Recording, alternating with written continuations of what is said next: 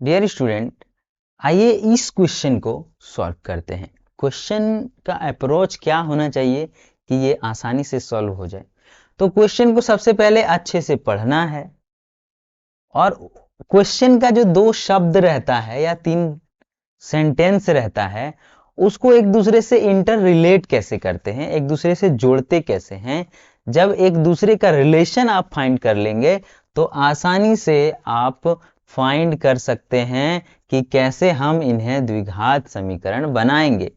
Question आपका वही है कि निम्न स्थितियों को द्विघात समीकरणों के रूप में व्यक्त करें, और पिछले वीडियो में ये क्वेश्चन हमने बताया था। आपको इस वीडियो में इस क्वेश्चन को द्विघात समीकरण के फॉर्म में लिखना है, यानी कि क्वाड्रेटिक इक्वेशन के फॉर्म में लिखना है। क्वेश्चन कहता है the product of two consecutive positive integer is 306, we need to find the integers. ठीक है, वो दोनों इंटीजर को ज्ञात करना है। क्या करना है? वो दोनों इंटीजर को ज्ञात करना है। अच्छा, क्या करना है? वो दोनों इंटीजर्स को ज्ञात करना है। आइए, दो क्रमागत धनात्मक पूर्णांकों का गुणनफल कितना है? तो वो है 306। आइए, दो पूर्णांक है, दो इंटीजर्स है, पॉजिटिव इंटीजर्स, निगेटिव नहीं। पहला मान लेते हैं x, तो दूसरा क्या हो जाएगा? यही तो करना है। जैसे देखिए, पहला अगर पॉजिटिव इंटीजर 2 है तो दूसरा हो जाएगा 3, क्योंकि ये क्रमागत होना चाहिए, कंसेक्यूटिव होना चाहिए। ठीक है, यानी कि अगर हम इसे x लिखते हैं तो इसे हम x + 1 लिख सकते हैं। लिख सकते हैं कि नहीं? अगर लिख सकते हैं तो आपका काम हो गया, समझिए। कैसे? इसे हम लोग सॉल्व करते हैं। यहां पे लिखेंगे माना माना माना पहला धनात्मक पूर्णांक, पहला धनात्मक पूर्णांक। तो पहला धनात्मक पूर्णांक क्या है? x, तथा दूसरा धनात्मक पूर्णांक क्या हो जाएगा? x + 1, क्योंकि दिया है कि ये दोनों क्रमागत है। मतलब अगर एक 4 होगा तो 5 होगा अगला, अगर अगला 6 होगा तो उसका अगला 7 होगा। ठीक है, यानी कि 2 हमें मिल गया है और दोनों का गुणनफल भी दिया गया है 306। इसलिए लिखेंगे, इंग्लिश वाले वही लिखेंगे, the first positive integer is x and second positive integer is x + 1। Then या फिर लिखेंगे दिया है कि दोनों का जो गुना होगा, गिवन है। क्या है गिवन है भाई? तो गिवन ये है कि दोनों का जो गुणनफल होगा x और x + 1 का, वो हो जाएगा 306। कितना हो जाएगा? 306। x को गुना करते हैं तो x² हो गया, फिर x को 1 से तो x हो जाएगा। ये 306 को इधर ले आते हैं तो -306 हो जाएगा और इधर बराबर में 0 हो जाएगा। अभी हमें फाइंड भी करना है दोनों पूर्णांकों को, यानी कि ये दोनों पूर्णांक है क्या, ये ज्ञात करना है। आइए, इसे हम लोग तोड़ेंगे दो भागों में। इस x को दो भागों में तोड़ेंगे जिससे कि गुना होके 306 आ जाए और जोड़ घटा होके 1 आ जाए। कैसे होगा? तो 306 को हम लोग तोड़ेंगे अभाज्य गुणनखंडों में, तो ये हो जाएगा 1, यहाँ पे बचा 20, ये 10 5 बार में, और ये 3 153। ठीक है, 3 बार में कटेगा, 5 तिहाई 15, ऐसे 3 बार में कटेगा तो 17 तिहाई 51। ठीक है, अब नहीं कटेगा, 3 तिहाई 9 दूनी 18 घटाव 17 तो 1 ही होता है। ठीक है, यानी कि यहाँ पे लिखेंगे x² + 18x - 17x - 306 बराबर 0। देखिए, ये इसमें भी x है, इसमें भी x है, तो वापस ले लेते हैं। x बाहर तो यहाँ पे एक x बचेगा और यहाँ पे सिर्फ 18 बचेगा। और यहाँ जो माइनस है, इसे माइनस को अगर कॉमन ले लेते हैं तो यहाँ प्लस हो जाएगा, और 17 को कॉमन ले लेते हैं तो यहाँ सिर्फ x बचेगा और यहाँ प्लस 18 बचेगा।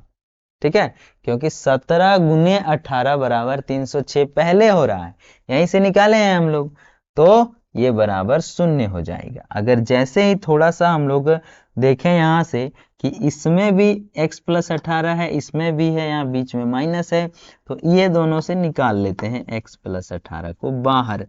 यहाँ पे बचा सिर्फ x और यहाँ पे बचा सिर्फ -17, बराबर हो गया 0। ठीक है, 0 हो गया। एक बार इसके बराबर होगा 0, एक बार इसके बराबर 0 होगा। ठीक है, थोड़ा सा छोटा कर लेते हैं तो आप लोगों को नीचे में जगह मिल जाए। ठीक है, हाँ, ये रहा। अगर एक बार हम लोग इसे कर देते हैं तो x प्लस 18 बराबर 0 और एक बार x माइनस 17 बराबर 0। अच्छा, एक अलग अलग बार क्यों किए? ऐसा नियम है। एक बार क्या करेंगे, इसको 0 के नीचे कर देंगे तो खाली यहाँ बचेगा x प्लस 18 और इधर हो जाएगा 0। एक बार इसे 0 कर देंगे तो ये हो जाएगा, है ना। तो ये दोनों में से दोनों मान हमारा निकल सकता है, यानी कि यहाँ से निकला x बराबर -18 और यहाँ से निकला x बराबर +17। x का वैल्यू निकल गया, लेकिन यहाँ माइनस है तो ये वाला होना संभव नहीं है, क्योंकि यहाँ पे पॉजिटिव इंटीजर बोला है, यहाँ निगेटिव इंटीजर मिला हमें। तो आंसर हो जाएगा आपका x बराबर 17, यानी कि हेंस करके लिखेंगे। ठीक है, हाँ, यहाँ पे लिखेंगे hence the first positive integer, first positive integer, ठीक है, is 17 and second is 17 plus 1, चूंकि x प्लस 1 था, x का मान 17 है। ठीक है, इज इक्वल टू 18। ठीक है, पहला पॉजिटिव इंटीजर 17 है और दूसरा 18 है, ये दोनों को गुना करेंगे तो 306 आ जाएगा और हमारा आंसर मिल चुका है। ठीक है, रही बात, पिछले वीडियो में हमने सिर्फ ये निकाल के छोड़ दिया था। अगर आप पिछले वीडियो देखे हैं तो इसमें यहां से हम थोड़ा सा कंटिन्यू कर देते हैं। इन दोनों में से x का वैल्यू निकालना है, सिर्फ क्या करना है, x का वैल्यू निकालना है। ये देखिए 2 है यहाँ और 528, ये दोनों को ऐसे तोड़ना है कि ये बन जाए हमारा 1। ठीक है, हाँ, जोड़ घटाव करके 1 और ये गुना करके 528 गुने 2 हो जाए। यहां से इसे मिटा देते हैं, इसे हटा देते हैं।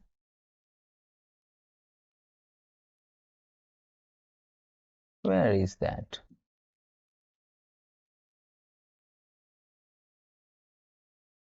What is this? कोई बात नहीं, रहने देते हैं। अगर हम लोग कर देते हैं 2 पहले से ही 528 को हम लोग तोड़ देते हैं। ये हो जाएगा 2, ये हो जाएगा 12 और ये हो जाएगा 4, 264। यहाँ से करेंगे 13 दूना 26, 132, 2 से करेंगे 6 दूना 12, 6 दूना 12, इसको ऐसे 2 से करेंगे तो हो जाएगा 3 3। देखिए 2 दूनी 4 दूनी 8 दूनी 16 दूनी 32 और 33, यानी कि इसे हम लोग लिख सकते हैं 2x² plus 33x minus 32x minus 528। ठीक है, तो 33 में 32 घटेगा तो एक ही बचेगा। ठीक है, कोई दिक्कत नहीं है। अब यहां से देखिए 2 है और x नहीं, यहाँ पे सिर्फ x कॉमन आएगा क्योंकि ये 33 में 2 है ही नहीं। ठीक है, तो यहां से अगर x कॉमन ले लेते हैं तो यहाँ पे बचेगा 2x, और यहां से हम लोग 33 सिर्फ रहेगा यहाँ। अगर यहाँ माइनस और क्या निकाल देते हैं तो 16 निकाल देते हैं, कितना, -16, तो यहाँ पे हो जाएगा 2x और प्लस 33, ये 33 है, ठीक है, हाँ 2x और यहाँ पे हो जाएगा 33, ठीक है। ये देखिए 2x प्लस 33 और 2x प्लस 33 दोनों में है, ठीक है। इसे मिटा के खत्म करते हैं और यहाँ पे सॉल्व करते हैं। देखिए ये दोनों में है 2x प्लस 33, तो इसे ही बाहर निकाल देते हैं, 2x प्लस 33, तो यहाँ पे क्या बच गया, सिर्फ x, और यहाँ पे क्या बच गया, -16, और बराबर 0 है। चूंकि इसमें देखिए, इसमें अगर उधर जाएगा तो -33 हो जाएगा, तो अगर लंबाई चौड़ाई माइनस में आएगा तो वो तो होगा ही नहीं, तो आपको निकालना है प्लस में, तो ये 16 उधर जाएगा, तो x बराबर आ गया हमारा 16। क्या आ गया, 16। अगर x 16 है तो मतलब अगर चौड़ाई 16 है, लिख देंगे अतः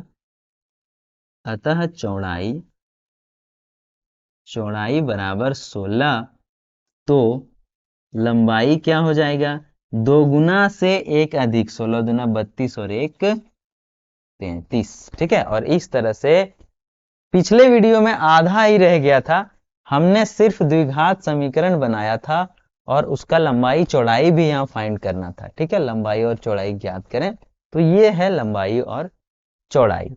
अब हम लोग नेक्स्ट वीडियो में पढ़ेंगे क्वेश्चन नंबर 3, रोहन की माँ उससे 26 वर्ष बड़ी है।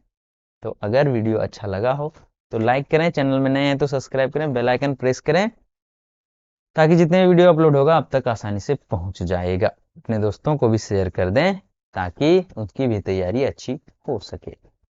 धन्यवाद।